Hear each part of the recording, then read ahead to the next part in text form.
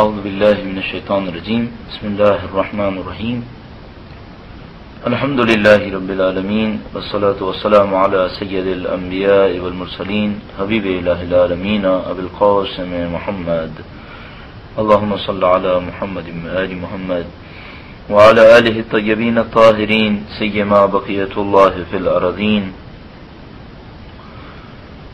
ماہ رمضان کی روزانہ کی دعاؤں میں دوسرے دن کی دعا میں ارشاد فرما رہے ہیں اللہم قربنی فیہ الی مرضاتک وجنبنی فیہ من سخطک ونقماتک ووفقنی فیہ لقراءۃ آیاتک برحمتک یا ارحم الراحمین۔ اے خدایا مجھے اس مہینے کے اندر اور اس دن میں اپنی خوشنودی سے نزدیک کر دے، اپنی رضایت سے نزدیک کر دے، وہ جنبنی فیہ من سخطک و نقماتک، اور اے خدایا اس دن میں مجھے اپنے غصے سے، اپنے عذاب سے دور کر دے، وفقنی فیہ لقراءۃ آیاتک، اور اس دن میں مجھے توفیق دے کہ میں تیری آیتوں کی قرأت کروں، تجھے تیری رحمت کا واسطہ یا اے سب سے زیادہ رحم کرنے والے۔ اگر اس دن کی دعا پر توجہ فرمائیں تو تین بنیادی چیزیں اس دعا کے اندر پروردگار عالم سے سوال کی گئی ہیں۔ پہلی بات تو یہ کہ خدایا مجھے اپنی رضوان سے نزدیک کر دے، رضایت سے نزدیک کر دے، اپنی خوشنودی سے نزدیک کر دے۔ پروردگار عالم نے قرآن کریم کے اندر انسانوں کی زندگی کے بہت سارے مقاصد بیان کیے ہیں، کہیں اجمالی طور پر اور کہیں تفصیلی۔ ایک آیت کریمہ میں ارشاد فرماتا ہے وما خلقت الجن والانس الا لیعبدون، ہم نے جن و انس کو اس لیے خلق کیا ہے کہ وہ ہماری بندگی کریں۔ یہ دنیا کے اندر ہماری زندگی کا ہدف ہے کہ اس دنیا کے اندر زندگی گزارتے ہوئے جو کام ہمیں دیا گیا ہے وہ یہ کہ ہم خدا کی بندگی کریں۔ اب اگر اس بندگی کو انجام دیں گے تو کیا ہوگا؟ اور آیات کریمہ کے اندر ارشاد فرمایا کہ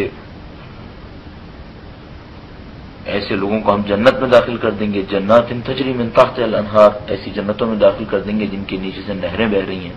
تو یہ زندگی کا دوسرا ہدف بن جائے گا کہ اس دنیا میں اللہ کی بندگی کریں تاکہ اس دنیا میں ان جنتوں کو حاصل کریں۔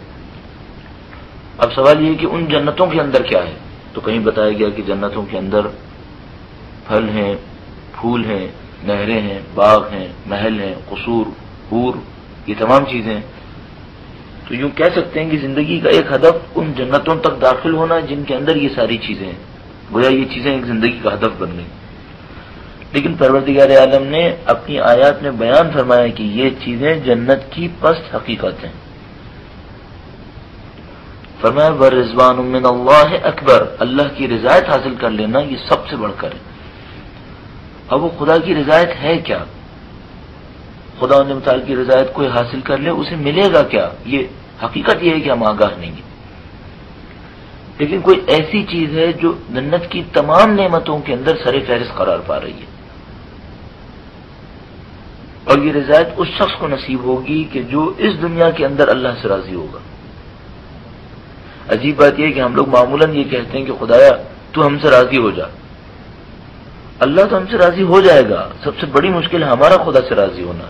لہذا قرآن کریم میں ارشاد فرماتا ہے رضی اللہ عنہم، اللہ ان سے راضی ہوا، ورضوا عنہ، اور وہ بھی خدا سے راضی ہو گئے۔ یہ مرحلہ زیادہ مشکل مرحلہ ہے۔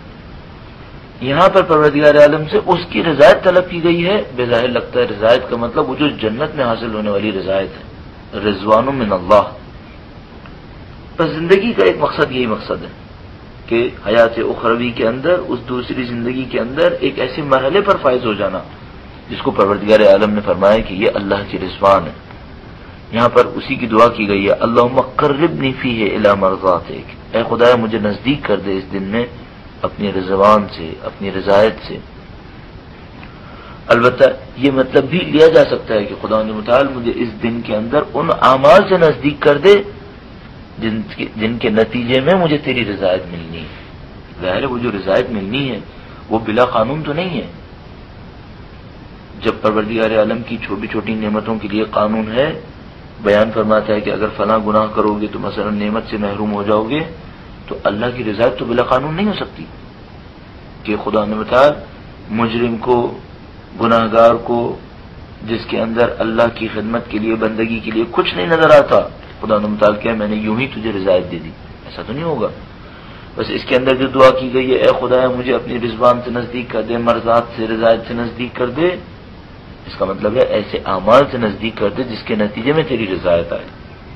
اب ممکن ہے کسی کے ذہن میں یہ سوال ہے کہ وہ اعمال کون سے اعمال ہیں جن کے نتیجے میں اللہ کی رضایت آتی ہے؟ گویا باقی دو جملوں کے اندر ان پر اشارہ ہو رہا ہے. مجموعی طور پر تو ہم کہہ سکتے ہیں کہ اللہ کی بندگی کرنے سے اس کی رضایت آتی ہے، تو جو بھی اللہ کی بندگی کا حصہ ہے اس کو انجام دیا جائے. کم از کم مرحلہ کیا ہے؟ اگلے جملے میں فرمایا وَجَنِّبْنِي فِيهِ مِن سَخَطِكَ وَنَقِمَاتِكَ، اے خدایا مجھے دور کر دے اپنے عذاب سے، اپنے غصے سے، اپنی سختی سے. یعنی کیا مطلب؟ یعنی اے خدا مجھے دور کر دے ان اعمال سے جس کے نتیجے میں تیری رضایت نہیں آتی، تیرا عذاب آتا ہے، جس کے نتیجے میں تیری خوشنودی نہیں آتی، جس کے نتیجے میں تیری ناراضگی آتی ہے. پہلا مرحلہ تو یہی ہوگا نا. دنیا میں بھی ایسے ہی ہے. اگر آپ کسی انسان کو خوش کرنا چاہتے ہیں، خوش کرنے کا ایک طریقہ تو یہ ہے کہ مثال کے طور پر آپ اسے کوئی گفٹ دیتے ہیں یا کوئی ایسا کام کرتے ہیں جو اسے اچھا لگتا ہے، لیکن سب سے پہلے آپ کو وہ روکنا پڑے گا جو اس کو برا لگتا ہے. وہ یہ کہ معمولاً ایسا ہوتا ہے، مثلا کوئی بچہ اپنی ماں کو کوئی گفٹ دیتا ہے تو وہ ماں اس سے گفٹ لے کر خوش ہوتی ہے، لیکن اس کے ساتھ کہتی ہے بیٹا اگر مجھے خوشی کرنا چاہتے ہو تو فلاں کام کیوں نہیں کرتے، یا فلاں کام کیوں کر رہے ہو جس سے میں ناراض ہوئی. یہ سادہ سی بات ہے کہ اگر ہم خدا کو خوش کرنا چاہتے ہیں پہلا کام تو یہ کریں کہ وہ ترک کریں جس سے خدا ناراض ہے. لہذا جب علماء اخلاق سے بات کی جاتی ہے کہ ہم مانوی ترقی حاصل کرنے کے لیے کیا کریں، تو وہ کہتے ہیں پہلا کام ترک محرمات ترک کرو، حرام کاموں کو ترک کرو. جب تک حرام کام ترک نہیں کرو گے اللہ کی رضایت کیسے مل سکتی ہے؟ اب کوئی کہے میں نے 10 واجب انجام دیے ہیں، ایک گناہ انجام دیا ہے، تو ایک گناہ کے بدلے میں 10 واجب انجام پا گئے تو وہ برابر ہو جائے گا. بس ایک گناہ اگر میں ابھی ترک کروں تو کوئی مسئلہ نہیں ہے. سوال یہ نہیں ہے، جیسے کہ مولانا نے ارشاد فرمایا، سوال یہ نہیں ہے تم نے گناہ کیا تو وہ کتنا چھوٹا تھا یا کتنا بڑا تھا. سوال یہ ہے کس کے مقابلے میں گناہ کر رہے ہو. جس کی رضایت حاصل کرنے کے لیے کوشش کر رہے ہو اسی کے مقابلے میں گناہ بھی کر رہے ہو. تو آپ ماہ رمضان کے اندر، میں اور آپ ماہ رمضان کے اندر روزہ رکھ رہے ہیں اللہ کی رضایت کے لیے، بہت اچھا کام کیا، واجب ہے ہمارے اوپر، نہیں رکھیں گے تو قیامت کے دن جواب دینا پڑے گا. لیکن پہلے یہ سوال کرنا پڑے گا کہ اس روزے کے ہمراہ کوئی حرام تو انجام نہیں پا رہا جس سے خدا ناراض ہو رہا ہو. اگر ایسا ہے تو پھر ہمارا روزہ اتنا زیادہ مفید ثابت نہیں ہوگا. اس کا مطلب ہے اس کی وجہ یہ ہے کہ خدا تعالی کی طرف سے یہ سوال ہو سکتا ہے کہ اے میرے بندے تو جو مجھے خوش کرنے کے لیے روزہ رکھ رہا ہے یہ بتائے کہ تو مجھے ناراض کر رہا ہے مسلسل، یہ ناراض کیوں کر رہا ہے؟ اب یہاں پر ایک سوال اس انسان سے کرنا پڑے گا کہ بندے خدا یہ بتاؤ تم خدا کو خوش کرنا چاہتے ہو یا خدا کو ناراض کرنا چاہتے ہو؟ اگر خوش کرنا چاہتے ہو تو تم نے روزہ رکھا، بہت اچھا ہے. یہ جو تم گناہ کر رہے ہو اس سے ناراض کیوں کر رہے ہو؟ بس خود بخود انسان کو اپنے آپ سے سوال کرنا پڑے گا کہ میں اپنے کون سے عمل میں حقیقت رکھتا ہوں. اب یہاں پہ راز عرض کرتا چلوں کہ کیوں انسان یہ کرتا ہے. ایک طرف سے روزہ رکھ رہا ہے اللہ کو خوش کرنے کے لیے، ایک طرف سے خدا نہ کرے کوئی ایسا گناہ کر رہا ہے جس سے خدا ناراض ہو رہا ہے. ایسا کیوں ہو رہا ہے؟ مسئلہ یہ ہے کہ یہ ابھی بھی خدا کی اطاعت نہیں کر رہا، یہ اپنے دل کو خوش کر رہا ہے. گناہ کرتا ہے اس لیے کہ وہ اسے پسند ہے، اور یہ جو ثواب کا کام کر رہا ہے یہ بھی اپنے دل کے بہلانے کے لیے کر رہا ہے.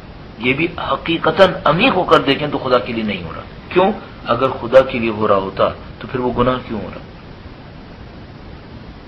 اب یہ انسان کی نفسیات ہے. یہ اس انسان کا تذکرہ ہے جس کی زندگی میں کبھی خود حاکم ہے کبھی خدا حاکم ہے. ایک وقت خدا حاکم ہے گناہ کے وقت، ایک وقت خدا کو حاکم کر لیتا ہے جب اچھا کام انجام دے رہا ہوتا ہے. بدقسمتی سے جہاں یہ خدا کو حاکم کر رہا ہوتا ہے چونکہ انتخاب کے تحت کر رہا ہوتا ہے، اپنی مرضی سے کر رہا ہوتا ہے. جب میں چاہوں گا خود حاکم ہو جاؤں گا، جب میں چاہوں گا خدا کو حاکم کروں گا. اس کا مطلب ہے اللہ کی بندگی کم ہے، اللہ کی بندگی میں کمی ہے. یہاں پہ اس کو ایک فیصلہ کرنا چاہیے، وہ یہ کہ میں اللہ کا بندہ ہوں. اللہ کا بندہ ہونے کا مطلب یہ ہے کہ مجھے اپنی مرضی نہیں چلانی ہے، مجھے خدا تعالی کے حکم کو دیکھنا ہے. فرمایا اللہم قربنی فیہ الی مرضاتک، اے خدایا مجھے نزدیک کر دے اپنی رضایت سے، وجنبنی فیہ من سخطک ونقماتک، اے خدایا مجھے دور کر دے اس دن میں اپنے عذاب سے، اپنے غصے سے، ووفقنی فیہ لقراءۃ آیاتک، اور اے خدایا مجھے توفیق دے دے اس دن میں اپنی آیتوں کی قراءت کی توفیق۔ رمضان قرآن کریم کی بہار ہے، اس کے اندر ثواب کثیر ثواب ہے، لہذا تیسری چیز جو پروردگار عالم سے طلب کی گئی وہ یہ کہ اے خدایا اس دن میں، اس مہینے میں ہمیں اپنی آیتوں کی قراءت کی توفیق دے دے۔ اللہ کی آیتیں دو قسم کی ہیں، ایک اللہ کی وہ آیتیں ہیں جو مکتوب ہیں، جو قرآن کریم ہے، یہ اللہ کی مکتوب آیات ہیں، ریٹن ہیں، لکھی ہوئی ہیں، ان کو لکھا ہوا دیکھ کر ہم انہیں پڑھ رہے ہوتے ہیں، یہ اللہ کی مکتوب آیات ہیں۔ ایک اللہ کی وہ آیات ہیں جو لکھی ہوئی نہیں ہیں، میرے اور آپ کے چاروں طرف پھیلی ہوئی ہیں، جس میں ہم خود بھی شامل ہیں، ہم بھی اللہ کی آیت ہیں، اللہ کی نشانی ہے۔ اس دعا میں فی الحال لکھی ہوئی آیتوں کی طرف اشارہ ہے، لہذا لکھا ہوا ہے قراءت۔ خدا متعال کچھ آیتوں کا تذکرہ قرآن کریم میں وہ کرتا ہے جو کائنات میں پھیلی ہوئی ہیں۔ سورج اللہ کی نشانی ہے، آیت ہے، آیت یعنی نشانی۔ یہاں پر اس دعا میں کم از کم بہرحال مکتوب آیات کی طرف اشارہ ہے، لکھی ہوئی آیتوں کی طرف، یعنی قرآن کریم کی طرف۔ اے خدایا وفقنی فیہ لقراءۃ آیاتک، اے خدایا اس دن مجھے توفیق دے دے آیتوں کی قراءت کی، میں تیری آیتوں کی قراءت کروں، قرآن کریم کی تلاوت کروں۔ البتہ تلاوت کا مطلب ہوتا ہے ایک کے بعد ایک پڑھنا، اور قراءت کا مطلب کسی کتاب سے کسی چیز کو پڑھنا۔ تو ہمیں اور آپ کو، یعنی مطلب گویا یوں ہو گیا، ہمیں اور آپ کو قرآن کریم کو پڑھنا ہے، رٹنا نہیں ہے، دہرانا بھی نہیں ہے۔ بغیر سمجھے پڑھنا قراءت نہیں بنے گا۔ قراءت جیسے آپ کہتے ہیں کتاب کی قراءت کی، قراءت کرنا عربی میں یعنی کتاب پڑھنا، لکھے ہوئے کو دیکھ کر پڑھنا۔ دعا کی گئی ہے خدایا مجھے قراءت آیات کی توفیق دے دے۔ اب اس معاملے میں چند انسان ہیں، ایک وہ انسان ہے جس کو اللہ کی کتاب کھولنے کی توفیق نہیں ملی ہے، گھر میں ہے، گھر میں تو ہر مسلمان کے ہے، اس کی تو کوئی کمی نہیں ہے، لیکن کھولنے کی توفیق کبھی نہیں ملی۔ ایک وہ ہے جسے کھولنے کی توفیق ملی ہے، بددلی سے، دل نہ چاہتے ہوئے کھولتا ہے، چند لائنیں پڑھتا ہے، معاملہ ختم۔ ایک وہ ہے جو کھولتا ہے، چند لائنیں نہیں پڑھتا، پورا پورا سپارہ پڑھتا ہے، لیکن مشکل یہ ہے ایک آیت کی بھی قراءت نہیں کی ہے، رٹا ہے، دہرایا ہے، بس۔ اس میں رٹنے کا تذکرہ نہیں ہے، اس دعا کے اندر اس میں قراءت کا تذکرہ ہے، پڑھنے کا تذکرہ ہے، پڑھنے کی توفیق دے۔ پڑھنے کا مطلب کیا ہے؟ سوچئے، سمجھیے، اس کے لیے توفیق چاہیے۔ اب کوئی کہ اس میں کیا توفیق چاہیے، میں قرآن کھولوں گا یوں ہی پڑھوں گا، نہیں، اس کے لیے توفیق چاہیے۔ اگر توفیق نہ ملے، اب اتنے لوگوں کو دیکھیں گے، 1.3 ارب مسلمان ہیں، کتنے مسلمان قرآن کریم روزانہ کھول کر اس میں سے کچھ سمجھنے کی کوشش کرتے ہیں، اب دیکھیں گے بہت کم لوگ۔ پھر کیا ہوا؟ یہ اس کا مطلب توفیق چاہیے، وہ توفیق اللہ سے طلب کی گئی ہے۔ وفقنی فیہ لقراءۃ آیاتک، اے خدا مجھے توفیق دے دے اس میں اپنی آیتوں کی قراءت کی۔ گویا اب ایک سیکوینس بنتی ہے، پہلے میں اللہ کی رضایت طلب کر رہا ہوں، اس رضایت کو طلب کرنے کے لیے مجھے عذاب سے اور خدا متعال کی ناراضگی سے دور ہونا ہے، ایسے اعمال چاہتا ہوں جس میں رضایت ملے، ایسے اعمال سے دور ہونا چاہتا ہوں جس میں عذاب ملے، اور ان دو میں سر فہرست اللہ کی آیات کی تلاوت کرنا، قراءت کرنا۔ کیوں؟ اگر اللہ کی آیات کی قراءت کروں گا خود بخود مجھے وہ اعمال پتہ چل جائیں گے جس سے رضایت ملتی ہے، اور وہ اعمال بھی پتہ چل جائیں گے جن سے بچ کر میں اللہ کی سختی اور اس کی ناراضگی سے بچ پاؤں گا۔ آخر میں خدا کو اس کی رحمت کا واسطہ دیا گیا ہے، برحمتک یا ارحم الراحمین، اے سب سے زیادہ رحم کرنے والے، کہ اگر تو نے مجھ پر یہ رحم نہیں کیا، مجھے اپنی آیات کی تلاوت کی توفیق نہیں دی، میں محروم رہ جاؤں گا۔ خدا تعالیٰ سے اس کی رحم کے ذریعے سے طلب کیا گیا کہ اے خدایا اپنی راہ میں بڑھنے کی توفیق عنایت فرمائے۔ خدا نمتاز اس ماہ رمضان میں مجھے اور آپ کو ان تینوں دعاؤں کے اوپر عمل کرنے کی اور انہیں حاصل کرنے کی توفیق عنایت فرمائے. وآخر دعوانا ان الحمد للہ رب العالمین. اللهم صل على محمد وآل محمد وعجل فرجهم.